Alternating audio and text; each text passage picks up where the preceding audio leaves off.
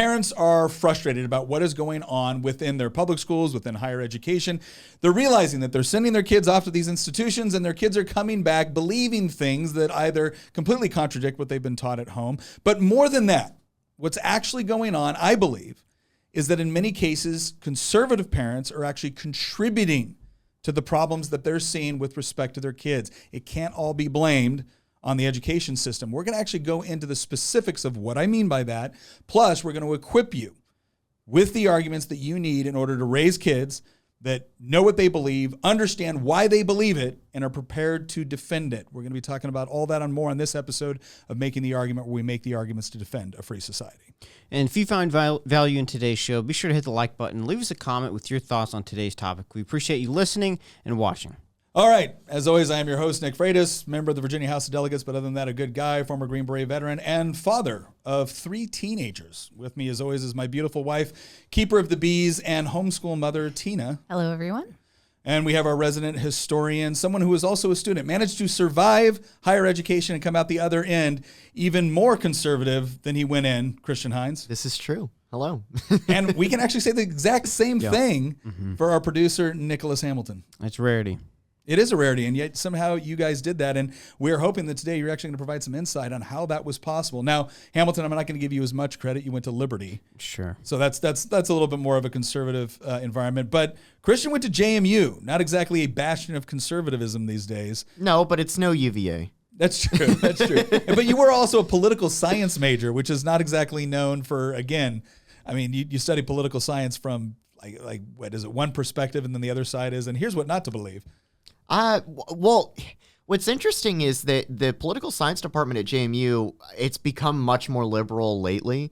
But when I was there, one of the heads of the political science department at JMU was actually the former Republican minority leader in the Virginia House of Delegates. So I would say that there was a bit of an ideological balance somewhat. We're talking about universities here, so it wasn't like even 50-50, but it was like 75-25.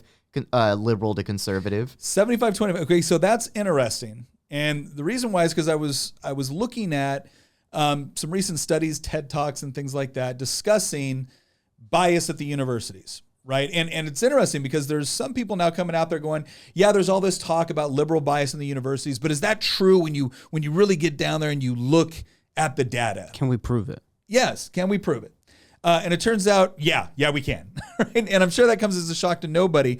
But I did find something that was specifically, I thought, interesting. Because here's what it showed. And this goes off of what they call the HERI. So that's Higher Education Research Institute, right? This is based out of UCLA, all right? So we're not talking about like the Heritage Foundation. And here was the study that they conducted. And this is in an article by the American Enterprise Institute. It goes, the HERI approach that asks how many faculty members self-identify across the political spectrum, right? And so here's what it did. It says, this is from the article, it powerfully shows that the number of faculty on the right is far outweighed by those who identify as moderate or on the left, right?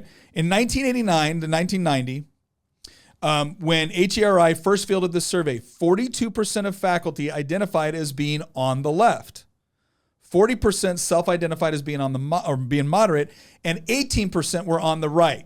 Okay, so what they're pointing out is this was back in 1990.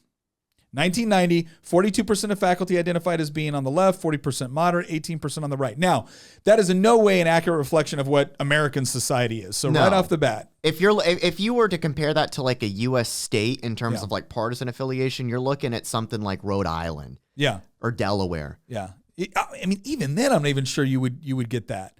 I mean, you would have to go to an urban area to get something where 82% of the population is either center or center left, and only 18%. Well, the reason I say that is because at least in the 90s, it wasn't an absolute majority of people that were college professors that identified as being on the left, not even moderate. And keep in mind that moderates tend to break about 2-1 for Democrats in elections. Yeah. A lot of the people that claim to be moderates are really more center left. They want to appear objective. So that was 1990. So almost 3 decades later, 2016, 2017, same HERI found that 60% of the faculty identified as either far left or liberal compared to just 12% being conservative or on the far right. So So for a comparison, yeah.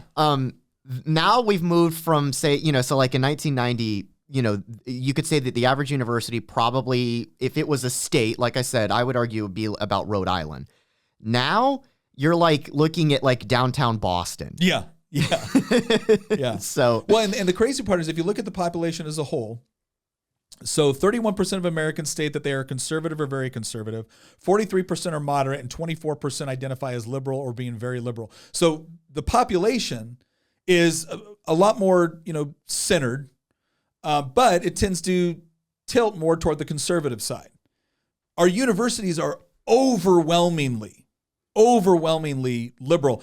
And I would even go to say that when we talk about liberal, there's this common idea that, I've got my liberal friend that, what that means is that, they think Social Security is kind of a good idea and that rich people should pay more in taxes. But no, that's not what we're talking about when we're talking about the heads of some of these departments. And what was crazy is that you went into some of these other studies and what you found out is that if you thought the professors were liberal, go look at the administrators.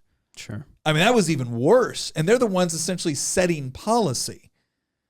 So again, one of the things that has kind of confused me is why so many parents are, they're concerned about what their kids believe. They're concerned about their kids obviously getting a good education or whatnot, but then they're taking out a second mortgage to send their child to an institution that is doing everything within their power to actually modify the way their child looks at the entire world.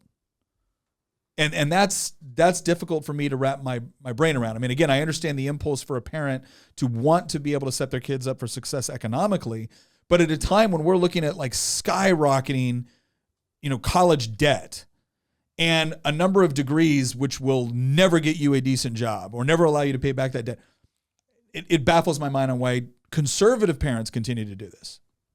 Yeah, I mean, the counter argument is that, from some people on the left, I've heard this phrase before that, well, reality has a liberal bias.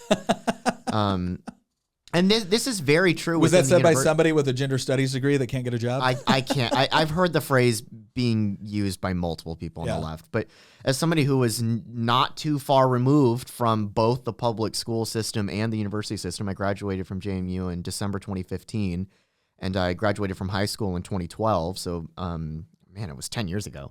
Now that I think about it, it was a while. No, but like in all seriousness, the university system, I noticed a shift while I was there. So I was in college from 2012 to, I graduated a semester early to actually go work for you. Yeah.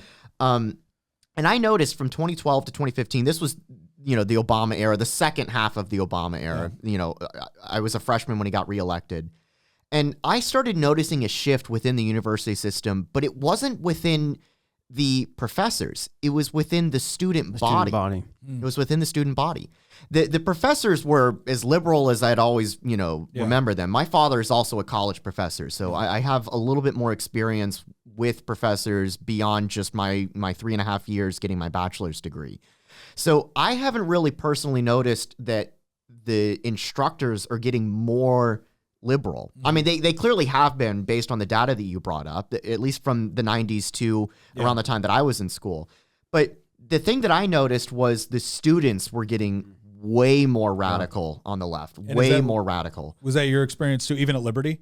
The ones who were Democrats or on the left became even more on the left than they were before. Now, again, we're talking about 2016 time frame that you guys would have been, I graduated from Liberty in 17.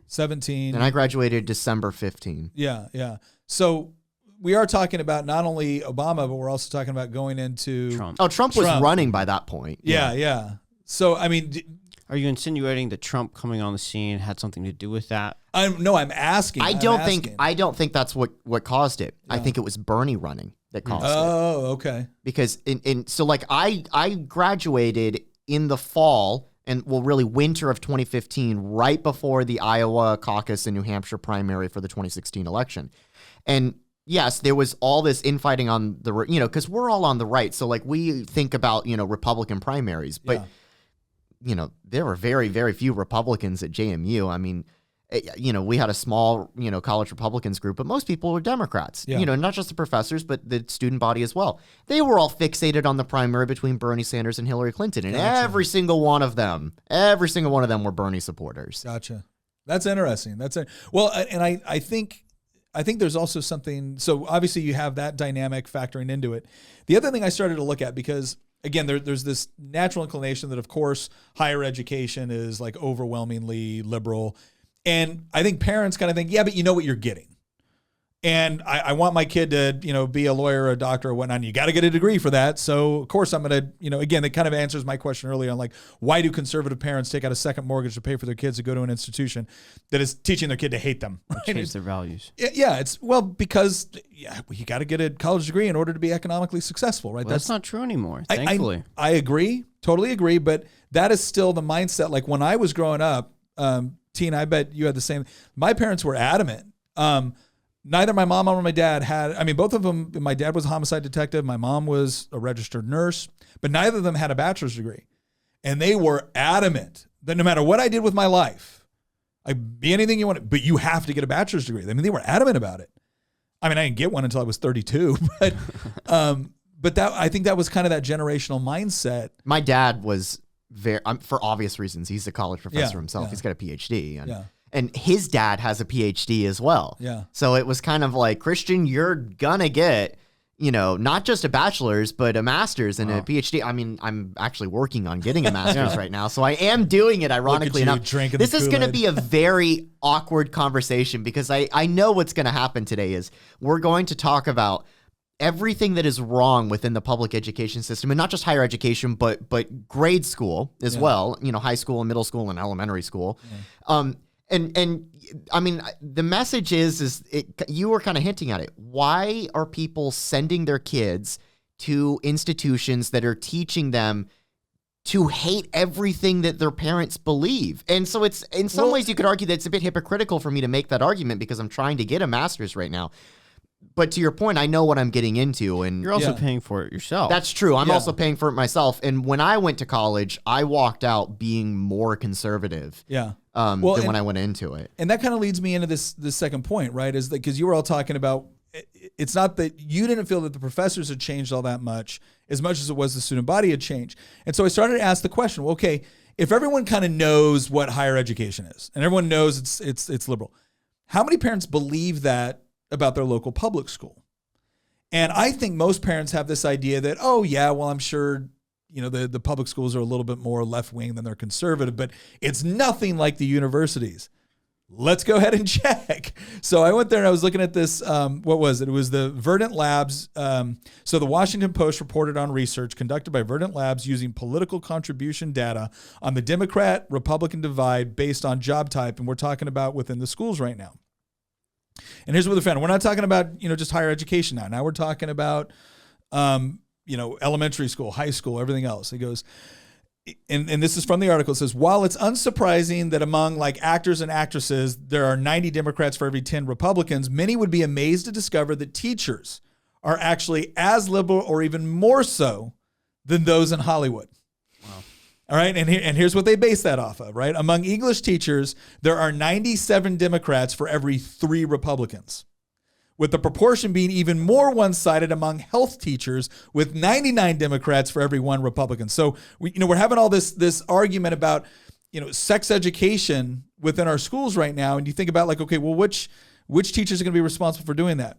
He goes, now you might think, okay, but math and science will be different. And you know what? You'd be right. Math and science was different. He goes, Republicans among math and science teachers, or among high school teachers overall, there are 87 Democrats for every 13 Republicans. Oh, much more balanced. Yeah, so in English, 97 Democrats for 3 Republicans. In math and science, you get 13 Republicans for every 87 Democrats. That's in your public school. We're not talking about higher education more. The school that you are required by law to pay taxes for, to send your children to by law, unless you want to run afoul of truancy laws. Okay, unless you can afford an alternative, right?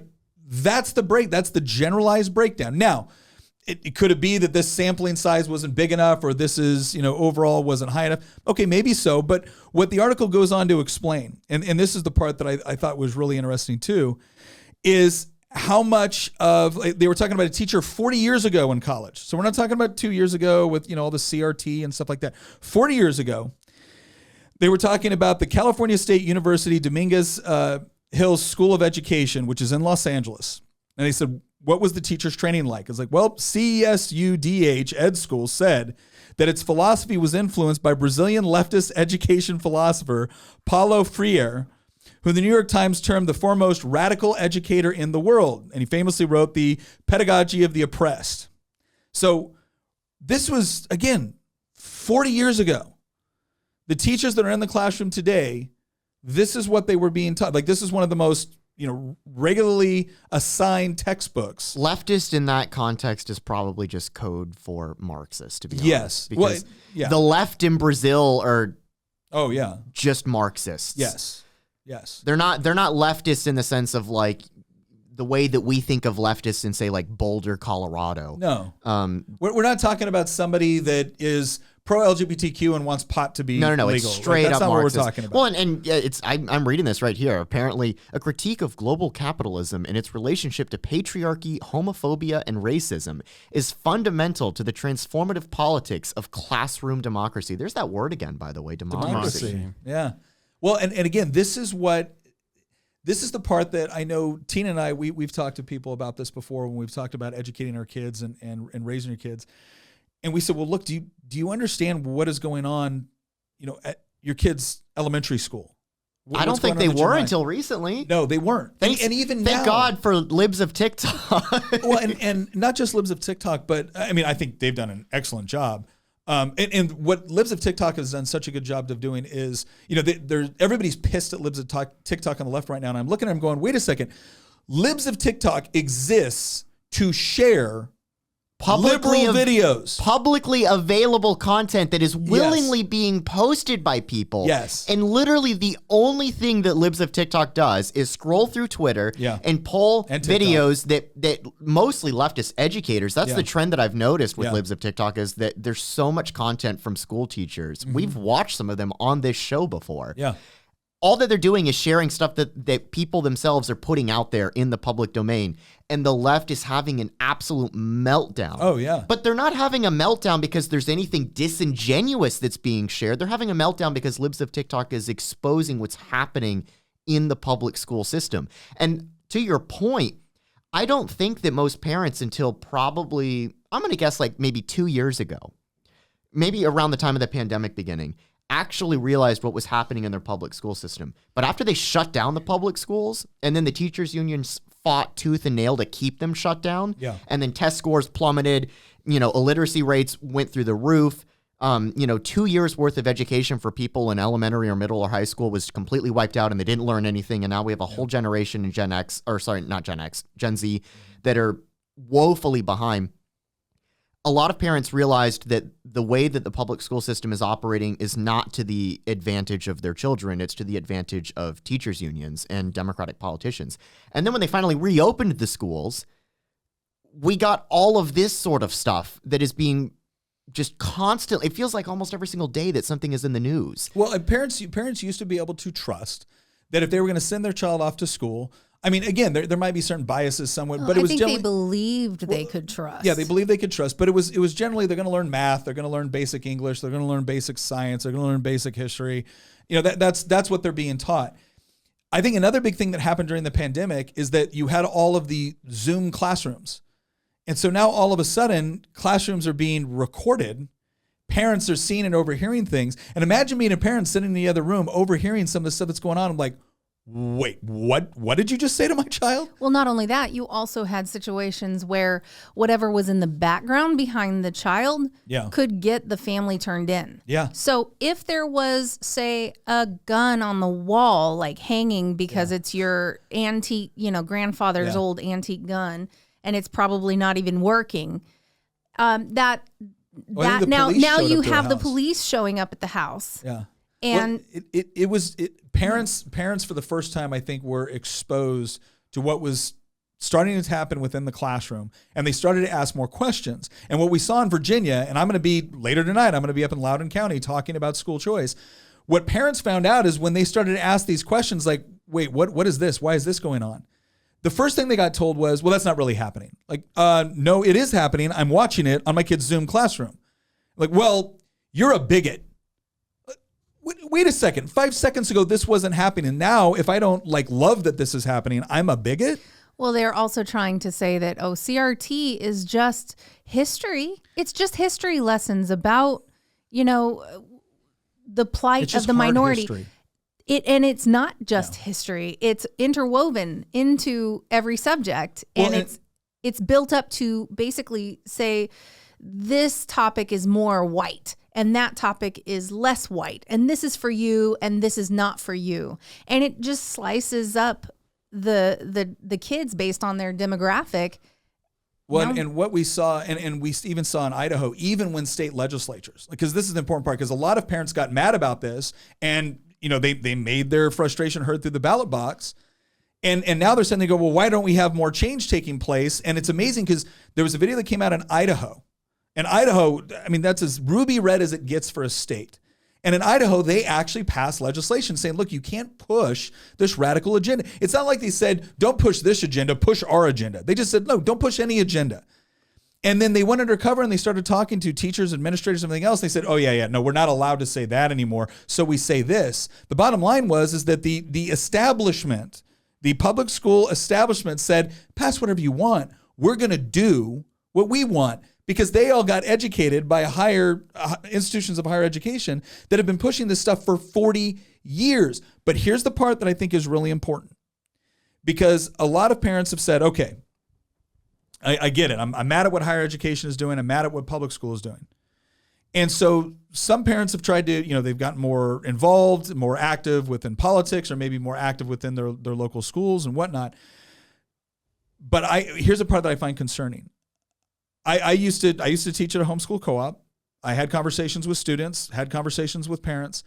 And one of the things that I think needs to be addressed is that if parents think that if they just vote differently, this is going to change, it isn't.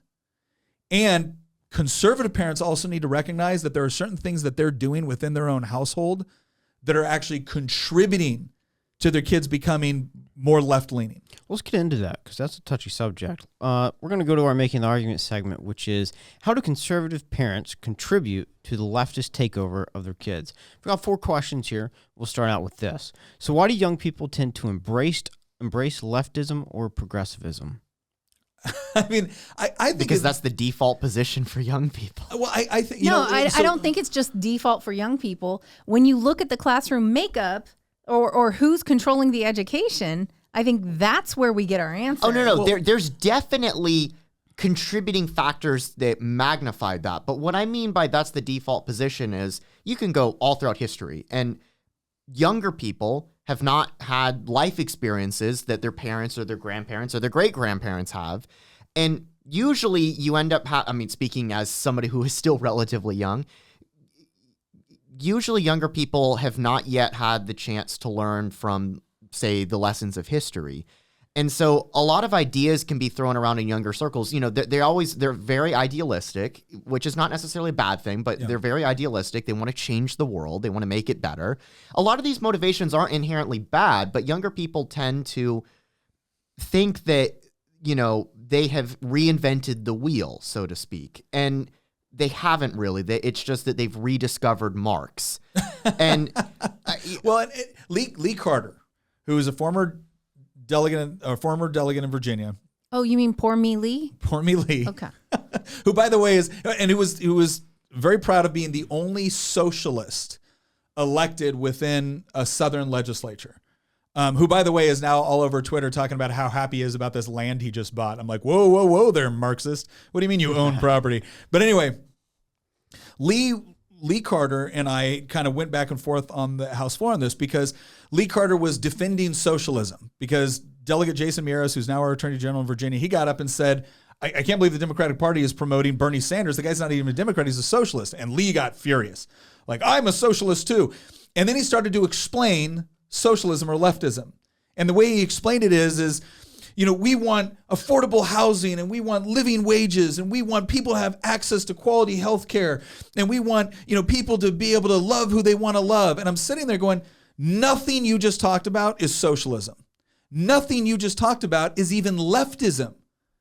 What you just described was a series of outcomes that everybody on the planet wants. Oh, we want food and shelter and healthcare and to be able to, make a living. Okay, yeah, no. So does everybody else. No kidding, Sherlock. The question is how do you plan to do it? Oh, well, the way we plan to do it is by nationalizing all industry and making a overly powerful government that can intervene into every aspect of your life. Oh, well, it doesn't sound so cool then, does it? Mm-hmm. All right, but if you're a kid, right, or you're younger and you see somebody that needs help, or you have a friend whose mom is sick, well, of course your inclination is, well, we've got to help them. And again, you're a kid. You're used to being around authority figures, right? Your parents. You're kind of told what to do. You don't have a great deal of freedom over your own life, and so the solution as a child is usually when something bad happens, it's what can an authority figure go to the authorities? Yeah, what can an authority figure do to solve this? And the left is sitting there going, you know what, the government could do this or the government could do that, and you should write your congressman or woman, and we should do that. So I think there's a natural inclination toward leftism because leftism offers some rather simple solutions to the world's problems, and that is with more government power and with more government spending and with more government programs, we could eradicate these problems that you see. And so we're the people that want to do that, and those mean guys over on the right, those mean guys over on the right, they don't want to do that. But the fact of the matter is that yes, leftism offers these solutions, but the point is your children are being offered leftism as a solution to every problem by somebody. Yeah. And if you may be the most conservative family in the world, but if you send your kid somewhere for 8 or 9 hours of the day, I mean, one of the reasons why we chose to homeschool, one of the big reasons was that I would put my kids on the bus at 7:30 in the morning and I wouldn't see them again until 4:45 in the evening. And that gave us time to give them some dinner. Mm-hmm. And then they would get to do their 2 hours of homework. Mm-hmm. How much time did I really get with my kids? How much time did I really? And if you're packing your kids full of every sport you can think of and I'm not saying sports are bad, but I am saying that doesn't count as your time pouring into your child as far as the worldview goes. While you're driving to the game or whatever, but I mean, so then they've got sports practice in the evening, and then they've got sports all weekend. What time do you actually have to share your worldview with your child in a non-prescriptive way? Well, and I think, again, I think to answer that question, because I agree with all that. I think to answer that question is like the reason why there's a bent toward it is because they offer very, very easy solutions to incredibly complex problems. And again, when you're a child, you are living in a world where everybody else is an authority figure, your parents, your teachers, your government, the police, whatever else. So there's this natural inclination to think if there's a problem, an authority figure solves it. And what progressivism is offering is this kind of all-knowing collective authority figure that's going to solve your problems. Well, Nick, do you think conservative parents are just failing to make a good enough case for their values? I mean, to some degree, yes, but I think it's actually worse than that. Okay. Right. And this is kind of, Tina and I have talked a lot about this before. We actually did a podcast, almost a year ago, where we talked about some of the issues with this, but it's one thing. I think a lot of conservative parents say, look, I'm busy. I got to work. I got to do all these other things. I know I need to spend more time with my kids. I know I need to talk to them about important issues. But then when they do make the time to talk about important issues, it's prescription, right? It's you believe this because we believe this. You believe this because this is right. Because I said so. Or because I said so, right? That's not the way you were raised. And whether it's their faith, like whether it's their theology or whether it's their politics or just their kind of general values about the world, typically I think a lot of parents think that the way that you're going to train your kids or educate your kids is by telling them what you believe and why they better believe it. And when you do that, you probably think, oh, I'm teaching my kids, good values and good policies. And no, what you're teaching your kids, especially what you're teaching your kids is another authority structure. Because a lot of times as kids start to grow up and as they start to ask more questions, their first step is usually to come to their parent and start asking why. Why do you believe that? Then all of a sudden they go into a public school system that is teaching them the exact opposite in certain respects, and they come home and they ask why. And if the parent's response is to say, because I said so, or that's not how you were raised, or I don't care what your teacher said, this is what we believe in this house, then they go back into a different environment, the school environment, and what you've taught them is, if you regurgitate what the authority figure tells you to regurgitate, you will be rewarded, right? There will be peace in the home. You get dessert, right? You can go hang out with your friends, whatever it is. And if you contradict or you ask questions about what the authority figure says, there will be consequences. There will be punishment. There will be hostility. So all you really taught your kid was don't question authority. Okay, well, what happens when you're not the authority figure and instead it's the teacher or it's the college professor or it's their peers? And oh, by the way, not only are they not being, hostile toward them when they ask questions, but they're actually being inviting and welcoming. They're offering answers. And they're offering answers more to it. complex ways to think and Yes. deeper meaning, and it all kind of feeds into why your parents are dinosaurs who are stuck in the past. But they're probably racist bigots. Yeah. Right. Yeah. Because when you have such a leaning in that authority position, so you lean really far to the left and you have authority over these kids, you're able to teach them social studies, history, English, everything else from the perspective of the right is bad and the left is good. Mm-hmm. And now your parents aren't giving you any answers. They're just saying, because I said so. And my parents are on the right. Yeah. Well, then your leftist teacher has already prepped the objective by skewing everything they teach to your kid to the left. And don't tell me they're not doing this. You're going to have to come at me with facts in the comments if you're going to say that they're not doing this. But so they've already prepped the objective. So what that does in the child's mind is it says, my parent is an old dinosaur bigot, right-wing nut job. And my teacher is really interesting and they understand these things and they'll let me ask the questions. And I mean, gosh, how many kids graduate from elementary school into high school and they want to go into teaching? Mm-hmm. And the reason they want to be a teacher is because the most influential person in their life has been their teachers. Yeah. It wasn't their parents. It was their teachers. Right. Well, and I think that this goes to, there's another component here, and this is where it gets controversial. I don't think the emphasis on the morality surrounding sex is by accident. I don't think it's by accident. Because, and you used to see this a lot within the university setting. So obviously, I come from a Christian background. That's my faith. That's what I believe. And so there's a certain degree of objective morality associated with all of this. And within our current culture, it can be hard to live by that morality. Can be. And to defend that morality, especially when everyone else is saying, if it feels good, do it. Right. And you're the one person saying no, that there's certain boundaries associated with these things. So I want to keep something in mind. When we're talking about an environment to where they're not only questioning what a parent believes or what they've been taught, but they're taking it a step further to say that this sort of belief system is rooted in bigotry or ignorance or sexism or things like that. All right. There's a battle that's going on in the kid's mind because the kid knows their parents and they probably like their parents, right? And they don't think their parents are bad people. And one of the changes that you see taking place in the moral component, the questioning, is by offering them something that everyone's interested in, right? But offering it to them at this early age, this idea of rethinking about things like sex or identity or getting their value through sex and identity. Again, used to be something in college.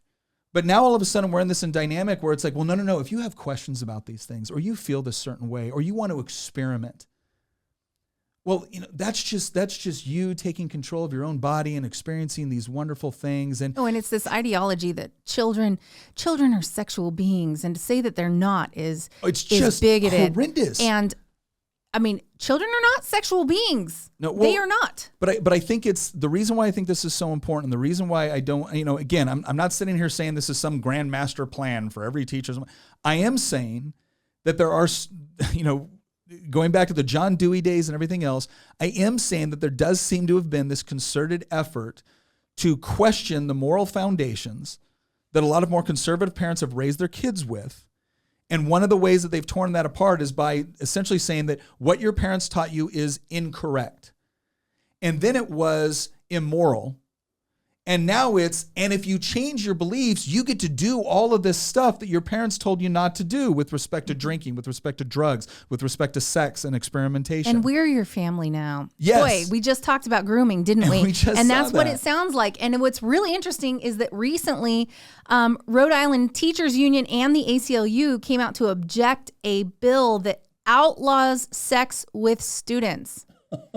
So they came out. Let me just say that one more time. Yeah, say that They one more time. came out against a bill that outlawed sex with students from, It was didn't- it told- under 18, ACLU.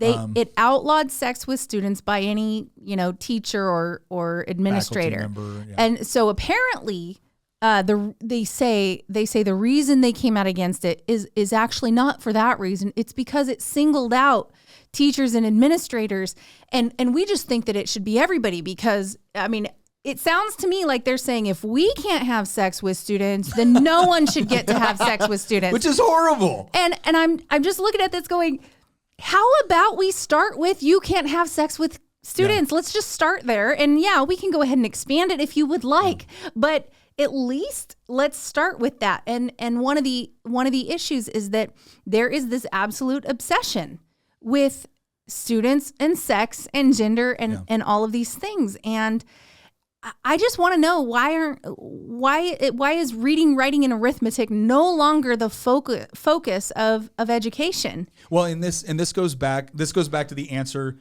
to the question, right?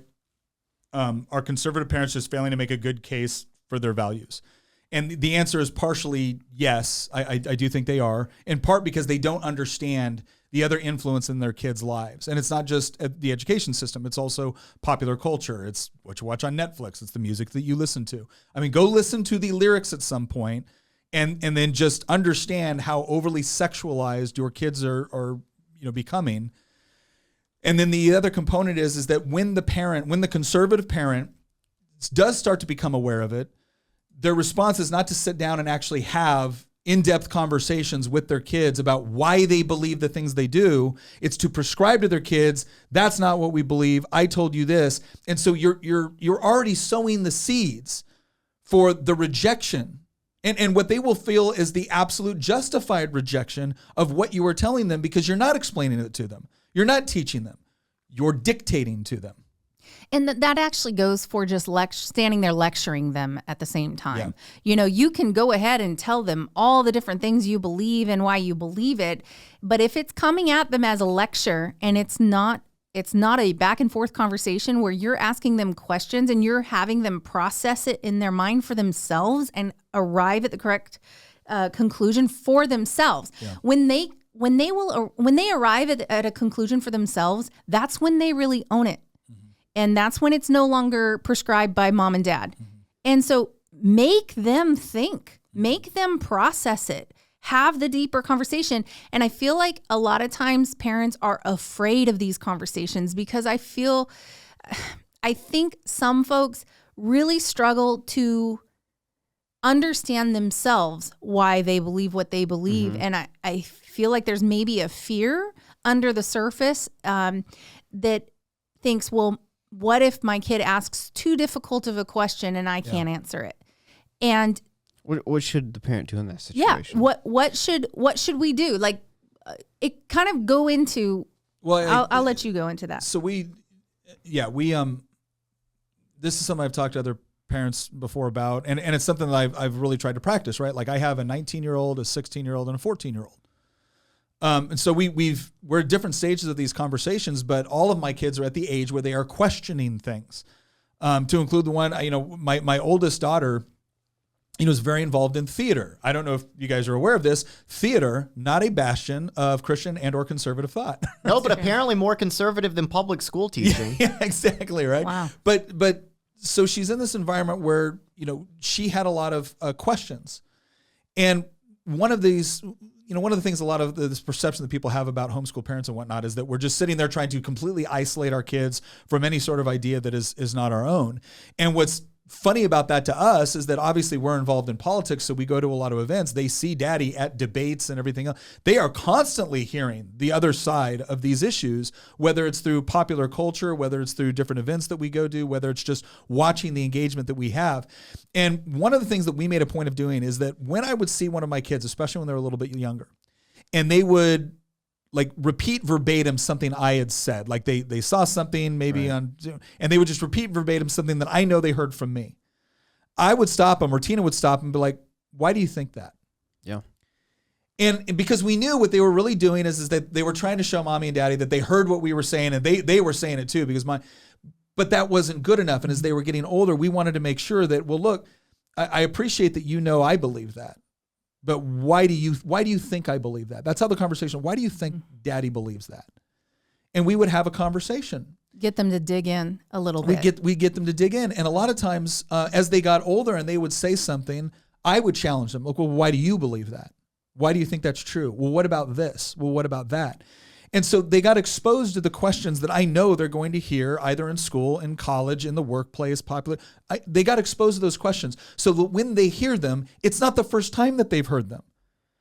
And whenever they did get posed a question or a scenario that they had not heard before, they always knew they could come home to us and they could ask a hard question. And our response was not going to be because I said so, or because it'd be like, okay, well, let's look at the underlying presuppositions. Why do you think they said that? Why do you think they believe this way?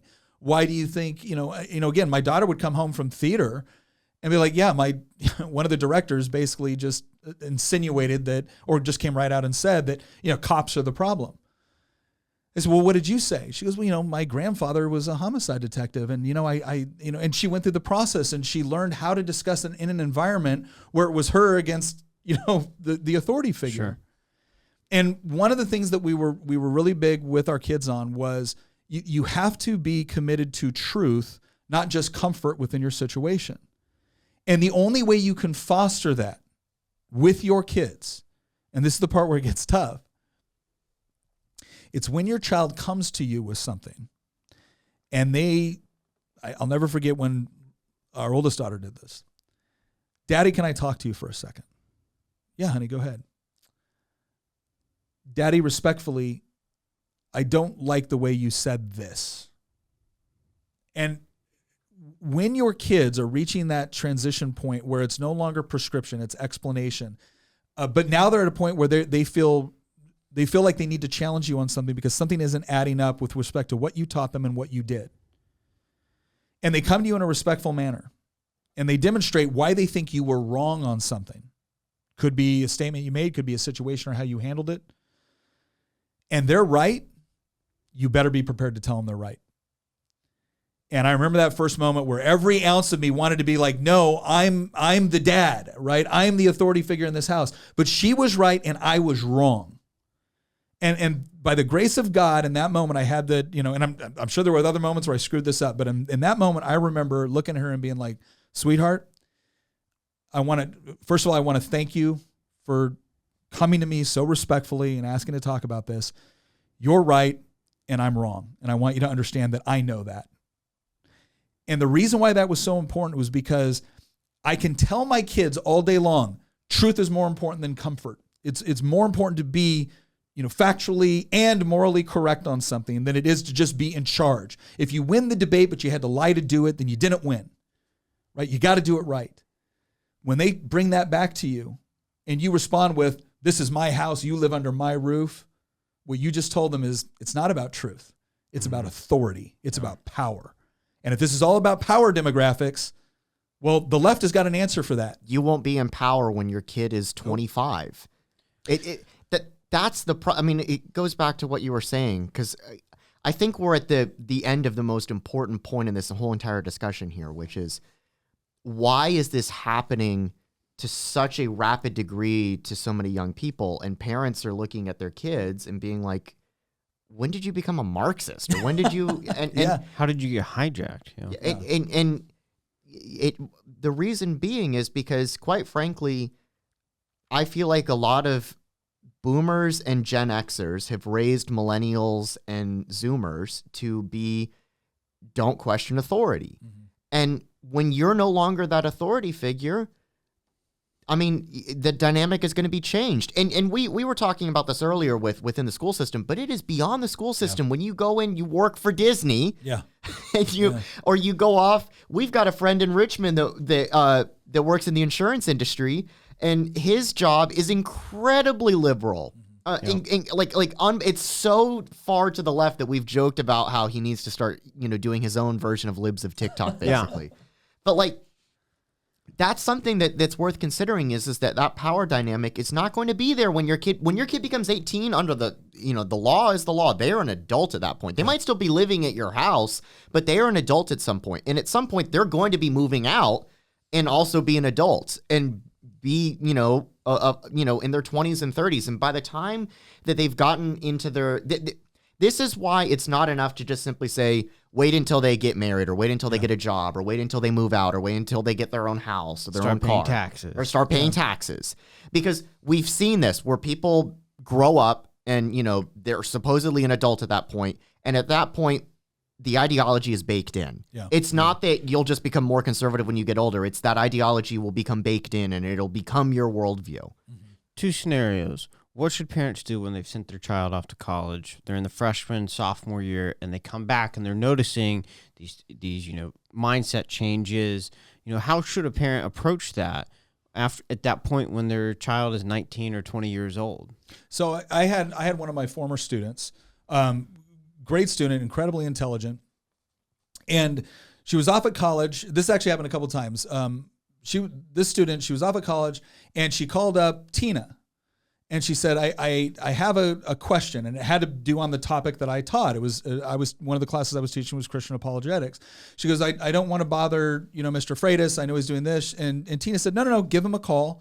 I'm sure he'd be happy to talk with you. And so she calls me up, and I was leaving from Richmond on something, and one of the things I could tell right off the bat was that this was something that the question that she had, it was a philosophical question, but it had a deep and abiding impact on the way that she viewed the world. Can you share the question? The question was she had a fellow student tell her that he thought it was arrogant for her to believe that Jesus was the only way to heaven, right? A basic core tenet of Christianity. Yeah. And I could tell two things. One, the professor and things that she had, and the instructors that she had, the answers that they had provided offered no solace to her on what she believed. And so this is something that, again, was fundamental to her worldview and was really starting to get her to question everything else, right? And on a significant level. And a lot of the people that she had tried to talk to about it had come back with prescription. It's like, well, this is the way we believe it. This wasn't the way you were taught, et cetera, et cetera. Oh, or you just need to read your Bible more. Yeah. And so she goes, I just need to ask some questions. I said, okay. And so we went through the process. And I said, well, first things first, don't feel bad that you're having doubts right now, right? Don't feel bad that you're having doubts right now. Thomas had doubts about Jesus, right? And he hung out with Jesus a lot on a very personal level, right? And he still had doubts. So stop beating yourself up for having doubts. Let's talk about this question. Let's talk about this. And we went through the whole process. And in this particular case, it was just a process of sitting down and telling somebody, listening to their concerns, listening to why those concerns existed, and then talking about fundamental elements of truth. And this goes back to Christian's point too. This is not just simply a question of where a teacher is teaching your kid to, love Bernie Sanders. There's actually been this revolution through postmodernism and deconstructionism within higher education, where they've actually taught kids to challenge the entire concept of truth itself. And that's why what you're starting to see within educational circles is different than what you saw 40 years ago or 60 years ago or 80 years ago, right? Where they could just grow up, get a job, have married, have kids, and the next thing you know, they're conservatives again. Right? When they're questioning the whole underpinning of the existence of objective truth and objective morality, that's significant. Sure. And we had to go through this process of explaining, well, okay, when this person said this, right, were they rejecting the concept of truth itself? Well, no, they still believe that there's such a thing as truth. Oh, okay, so they just have a problem with your truth. Yes. Okay, why is it arrogant for you to believe in a particular truth that is exclusive, but it's not arrogant for them to believe in a truth that is potentially exclusive? Right. And we were going through this process of demonstrating logically why the whole, really question that was posed to her, or kind of this almost in an insulting manner, right? Like, if you believe this, you're a bad person because you're being discriminatory. I said, well, do you realize that they're being just as discriminatory? What do you mean by that? Well, you believe that Jesus Christ, you believe the Christian faith is true, right? Okay, they believe it's false. Both of those beliefs are exclusionary. They just have different truth claims. So it's not mean or arrogant or discriminatory, in an inappropriate way for you to believe one thing and then believe something else. This is a question of which one of you is correct. It's the equivalent of Obi-Wan telling Anakin, only a Sith deals in absolutes. Yes, which is itself an absolute statement, Exactly. right? And so part of this, I'm trying to remember what the original question was. Well, what do you do when you have a... So part of again, that was a long explanation. First thing that you do is actually sit there and listen to them explain what the problem is. Okay. And we've dealt this with our own kids too. Like, why does this bother them? Mm-hmm. And if you're not willing to do that, or if you're not willing to be challenged, because they might, in this case, someone was saying, I want an answer. I want to be able to defend what I believe. In another case, they might come in and they might be directly challenging what you believe. And the best thing that you can do initially is let someone talk, let them explain why this question bothers them, or why they think they believe this new thing. Let them get that out first, because if you're not listening first, you can't actually effectively respond, because otherwise what you're going to do is you're going to respond to what you think the problem is, as opposed to what they've actually told you is the problem. And that's one of the number one mistakes that parents do, is that their child who they love, who loves them, has had something within their worldview shaken, and they go right back to the people that they know care and love them. And instead of being met with understanding or a conversation, they're met with hostility. And now what you've just told your kid is, don't come to me when you have these problems. Tina, why don't you share a little bit of your perspective on this from a mother's standpoint? I feel like I feel like the safest place to have questions and doubts should be your parents. I mean, you should be able to go to your parents. And now, if you're going to tell your kids that, oh, well, you'll understand when you're older,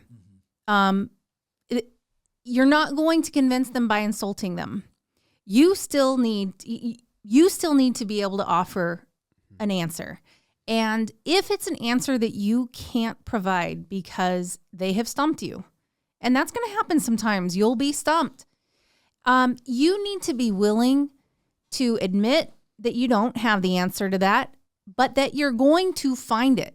Yes. And that you're going to research and help them find the answer. Research that question together. Together, yeah, and go into it. And that will open you up to a broader learning experience with your child. You'll learn more about why you believe what you believe.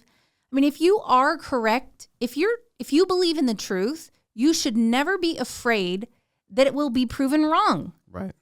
And so you should be able to find the answers. They are there to be had. Now, if you believe something that isn't true, you need to be able to admit that you were wrong on something. Right. So I can foresee that the folks sitting at home listening to this in the car, and maybe they're soon-to-be parents, maybe they are parents, maybe they have kids in college. Maybe it's somebody Christian and I's age who is already out of college or maybe in college, but has a friend that they grew up with. Maybe they went to church with their elementary school or whatever, and they've gone off to college and become a lefty. I think, though, going back to the parents, it could be really daunting for our folks sitting at home to think that they have to become an expert in each one of these fields. Yeah, and you don't. And I want you to go into that. What is the minimal amount of information that everybody needs to learn in these areas in order to be able to, one, know that it's true, be able to defend it, and understand why it needs defending? Well, so again, one thing I want to tell parents will sometimes be intimidated, like, do I got to be an expert in economics and philosophy and theology and history? And no, you don't. But you do need to know some stuff, right? Like the laws of logic. Especially when it comes to, again, part of our job as parents is equipping our kids to be able to do this. So it's not just feeding them, putting a roof over their head, and them kicking them out of the house at 18, right? If you actually want to convey your values, you are going to have to put some work into understanding some of those things. Now, here's what I will say. Again, step one was my kid comes to me with a question. Step one is listen. Be willing to listen, and don't just listen with the intent of responding. Listen with the intent of understanding. Try to understand what their perspective is, what they're going through. Because a lot of times when your child is asking you a question or they're challenging you something, there's an emotional component to that along with an intellectual one. And if you're not paying attention, you're not going to pick up on that. And you're going to end up responding in a way that alienates them rather than lets them know that you're someone safe to actually bring questions to. What Tina brought up, the second point, was absolutely critical. You're not going to be an expert on everything. Don't pretend to be, right? If you raise your kids to believe in truth over comfort, right, then when you don't know the answer and you try to make it up, or you try to suggest that whatever you believe is correct because it's you that believes it, you've just reinforced them. You don't really believe in truth, and you're willing to lie to them in order to keep up the charade that you're the all-knowing, all-wise, poobah of the universe. You're not. And as soon as they see you as somebody who will lie to them, they don't trust you. That shakes the foundation of absolutely everything you've ever told them. It reinforces that postmodernist mindset that truth is relative, and there is no such thing. If there's nothing that you get out of today's discussion, go read up on what postmodernism is. Oh my gosh, yes. Because at the end of the day, the problems that we have in the public education system at both the lower and higher level, the problems that we have within academia, the problems that we have within corporate America, the problems that we have within the media, it all goes back to postmodernism. As soon as you accept the argument that there is no such thing as absolute truth, you can be fooled into believing anything. And this is, you guys were talking about your own perspectives as parents, and I'm not a father and I'm certainly not a mother, but like my sister comes to me all the time with these sort of questions. I remember she asked me a question about why can't we just print a whole bunch of money and solve all these problems? And I wanted to say, I think the Federal Reserve would be looking to hire you right now. Yeah. But no, we had a long drawn out. It was mostly through text, our conversation, and it was over the course of several days. And she just kept asking these type of questions, and I kept responding with answers. But I was never responding with, "Well, you're an idiot." Yeah. You're asking some really stupid questions. Yeah. The person that told you that is an idiot. Yes, I never tried to do that because I didn't want her to get the idea that I viewed her as an enemy. Yeah. And eventually, I finally was able to explain to her why printing unlimited amounts of money is not a good thing. And she eventually went to the argument of, well, then why can't we just cap prices? Yeah. And then I had to explain why that was bad. But eventually, I actually got her to a point where she was like, okay, I think I understand why printing money is not going to solve all of the problems that we have right now. And I was only able to achieve that because I was able to demonstrate to her that no, there is an objective reality that will play out. If you do X, Y will happen. It's not if I do X, Z might happen, but for you it might be Y. Yeah. Depending on my power structure or oppressive status, And I mean, part of the ability for me to do that was because I'm so in love with history, so I could point to so many examples to her and demonstrate, no matter where you were in time and space, the same outcome kept happening over and over again if you printed boatloads of money. We're actually about to put out a Y minute on this. We are. But the reason that I bring this up is because I know that we keep saying you're not supposed to be an expert in everything.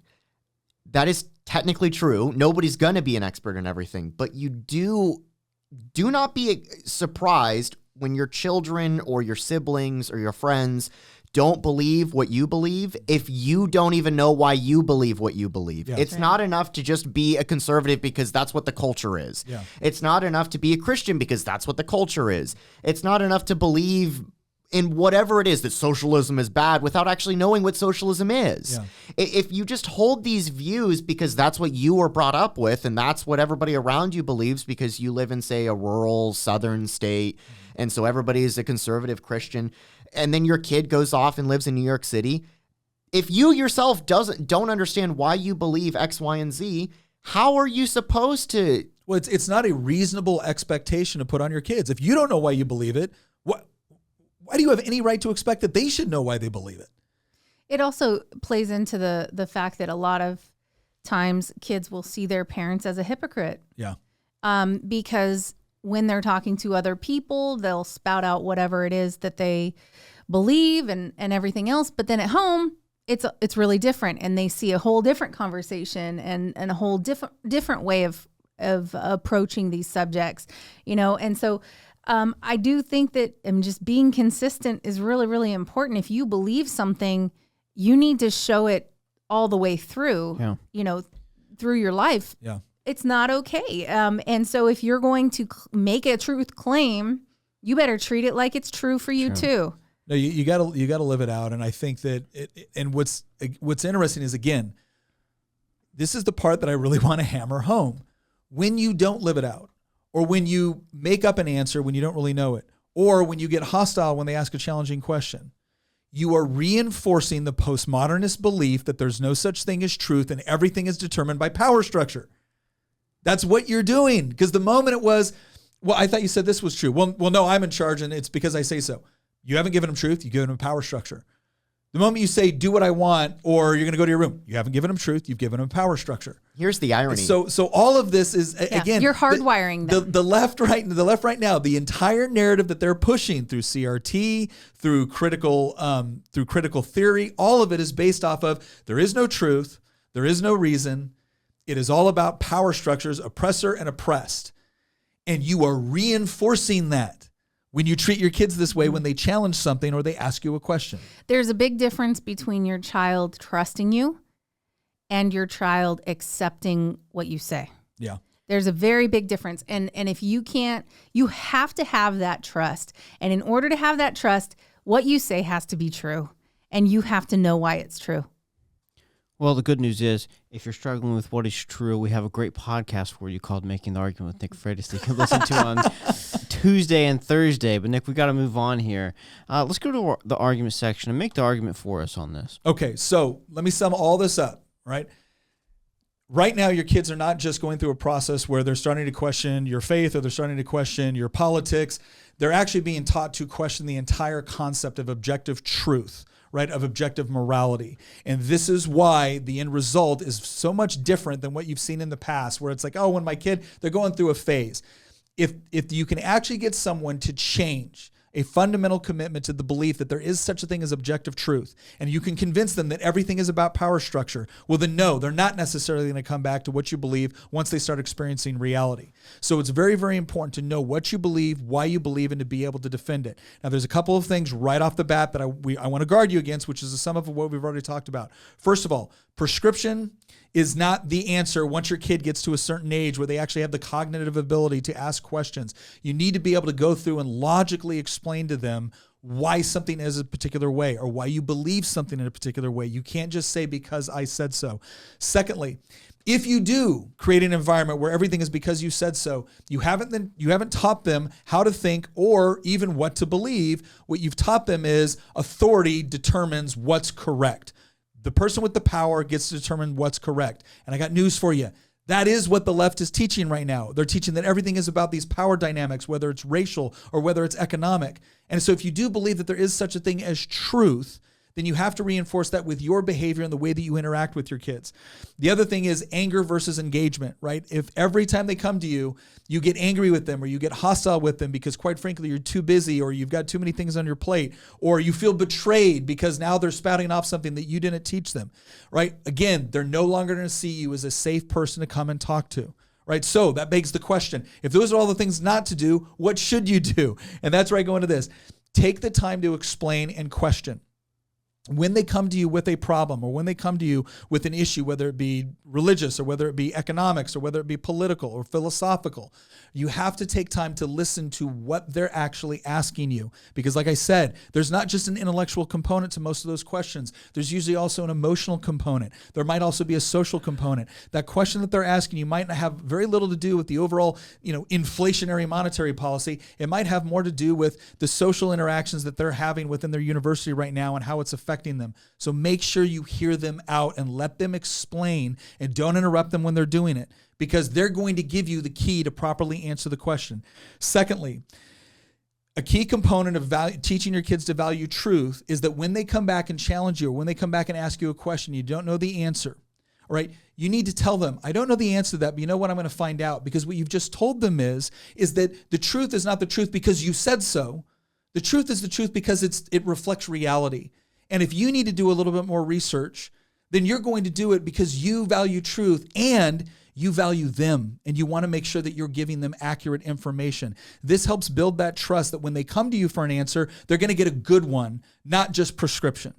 The other key component of that is that the moment you don't do that, you lose that trust, and that's going to be a major component, because if you're no longer accepting truth, or truth is just what you say it is because you're the authority figure, you have reinforced the narrative that they're being taught, right? That it's authority and power that determines what's true, not objective reality. And then finally this, you have to be willing not only to listen, not only willing to say, I will research that if I don't know the answer.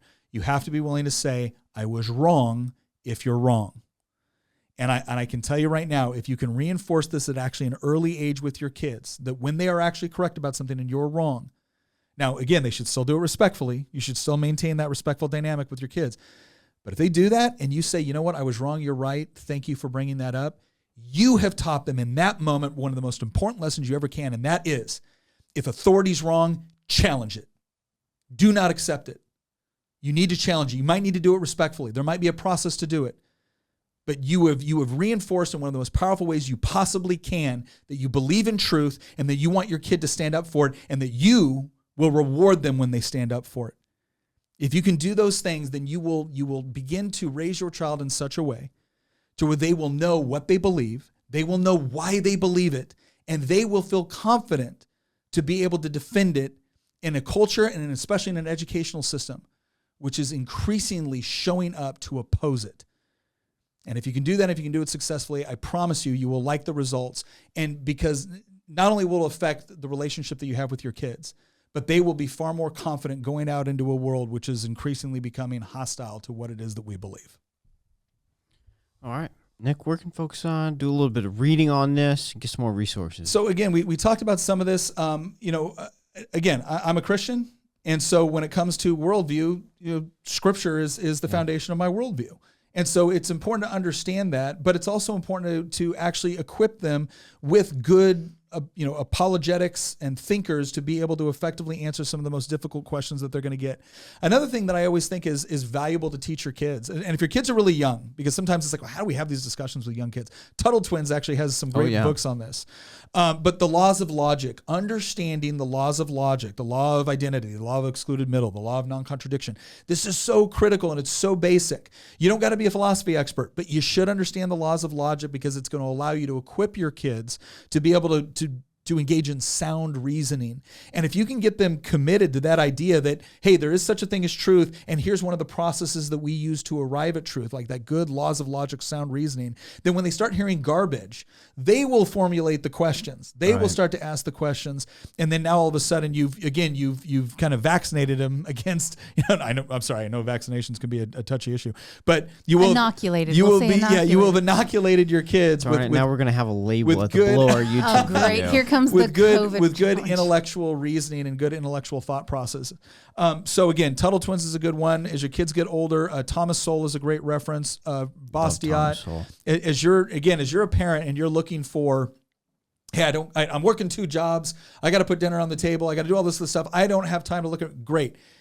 Then there's some really easy resources you can use. Thomas Sowell is a big one. Frederick Bastiat is another one. Milton Friedman. If you're looking at other philosophical thinkers, I think Jordan Peterson has a lot of great things to say on this.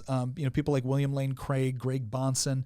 These are all good thinkers that when you've got that time in the car, instead of listening to the radio, turn on one of these podcasts and just take some time to listen to these arguments so that you have some.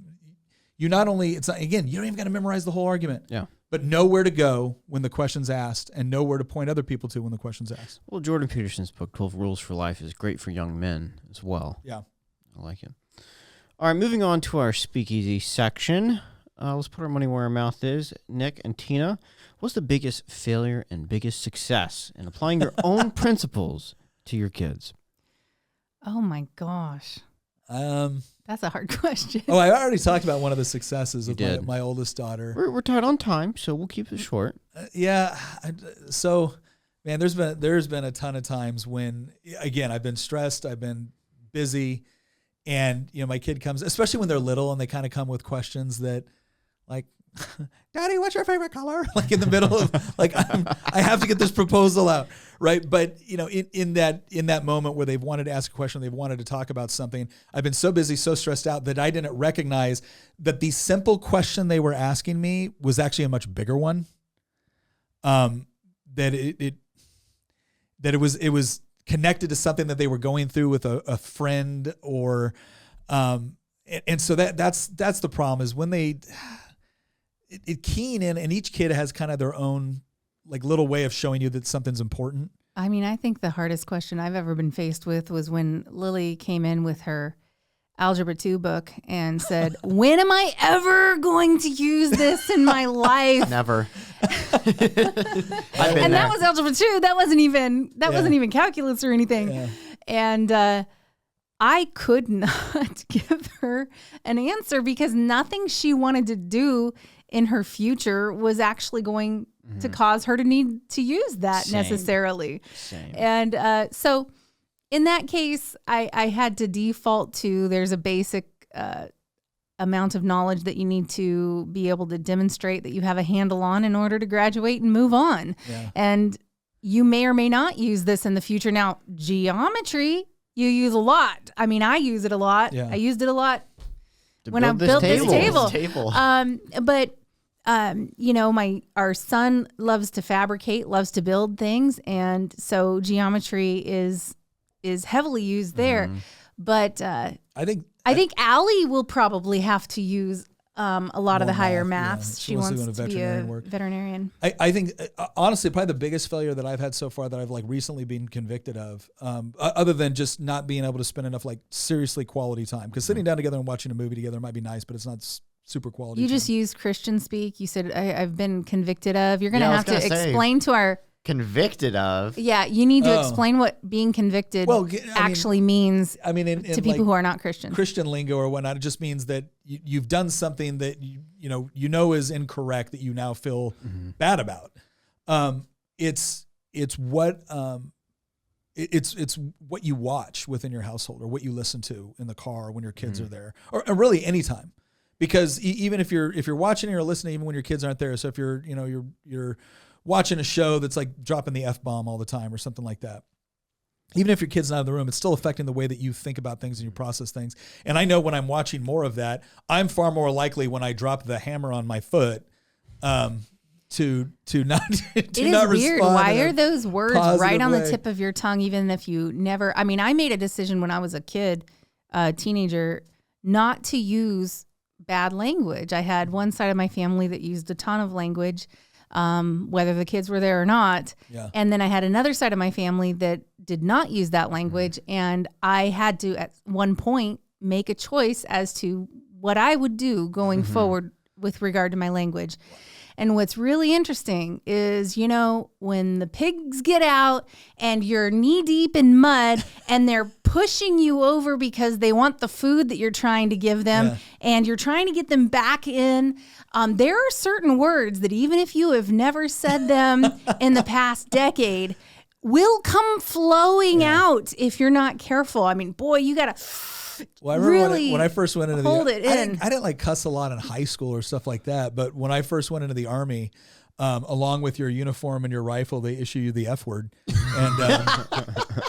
and it took a while to and again I feel bad about that, right? That's not a good thing. I'm not like, but it was just very, very common. Like you couldn't sit through a class on anything without the F-bomb being dropped several times. But what we've noticed now, and Tina brought this up. Obviously, we consume a lot of social media because what we do is on social media, and we have to interact with social media. And like more and more, you'll be watching, like, even if you're saying, all right, I'm going to cancel this subscription, or I'm not going to watch these, or I'm going to do that. Flipping through TikTok? Honestly, I was about TikTok to is bring the this worst. up. Oh I was on TikTok last night and was watching this video, laughing my butt off at it. Watched it 2 or 3 times, and then realized that in this one video, the F word was used 4 and 5 times. Yeah. And it's TikTok. That's like a 40-second video. Yeah, and I Well, sat yeah. there and thought, my brain didn't catch any of this. And the I first even time I have watched TikTok. it. If I look at TikTok, I have it set to restricted mode. I don't want really? anything. Yeah, I don't want bad language and bad content to come through. Yeah. So I have it on restricted mode, and I still get and I feel like I'm getting accosted by whatever it is because I wasn't intending to listen to something like that, and it just smacks you right in the face, and to the point where I don't think I've opened TikTok in a long time. It's unfortunate. It's the platform that Nick, you found the most success on, and also initially. Yeah, also. Well, until they completely throttled you. Well, that was the other for thing talking about masks. That was the other thing I did not understand about TikTok is because I had been on it. And we're over 200,000 followers, and because we had engaged so much, both with our content, with other content creators and whatnot, my feed looked a certain way. Yeah. It was very curated. Yeah, and my feed looked a certain way, and then all of a sudden they throttled us, and we said, "Okay, well, have they throttled us, or are just people not shadow banning? Like in our what's going on?" So we said, "Okay, let's open up a second account," and then like instantly our videos were back up to high views, and we're like, "Okay, they throttled over us." 100K. When you're scrolling TikTok, if you even linger on a video, it knows. It knows whether you've watched that video all the way through, or if you flipped it really, I made that really fast. mistake once with a cat video, and I'm not kidding. I was distracted. I was on my phone. I want all the cat videos. I love cat videos. And I held it on, because I was like talking to somebody, and so I had my phone still on at the time, and it was just hovering over a cat video. I can't get rid of cat videos now. But you're not on TikTok. You're talking about on other Facebook. Things. First off, it is on TikTok too, but that's a big issue with me on Facebook and on YouTube. I just get endless Steak cat videos now. And cat videos. And there's this like beef jerky ad that I cannot get rid of on Facebook. So I would say that, again, going back to what we were saying before, it's the whole idea of things that we've been successful on is. A big part too is how we interact as a husband and wife in front of our kids, because our kids are also learning what to expect out of future relationships by the way we interact with one another. But yeah, I would say the biggest success one of the things I can look back on and say, you know what, I think I did it right there was, again, that one of the first times when my oldest daughter came to me and said, "Hey, Daddy, you said this. I don't think that was right," and having to admit that she was wrong, and then praising her for it. Like, "No, I'm glad you brought this to my attention. You're right.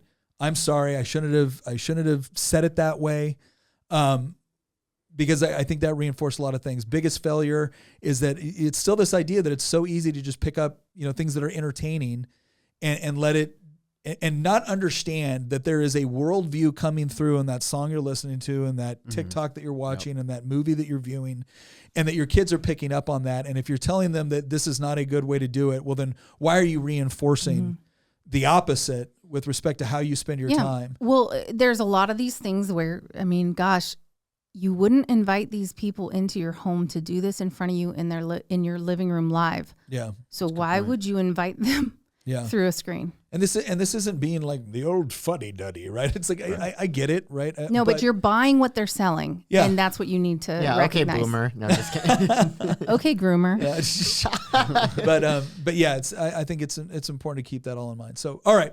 I think it's about all the time we have today. I want to thank you for joining us. We went over a lot of topics here. Please leave us some comments in there. If you got some different questions for us, let us know, because we'll go on to that comment section. We try to get through there and make sure that we're responding to some of those questions.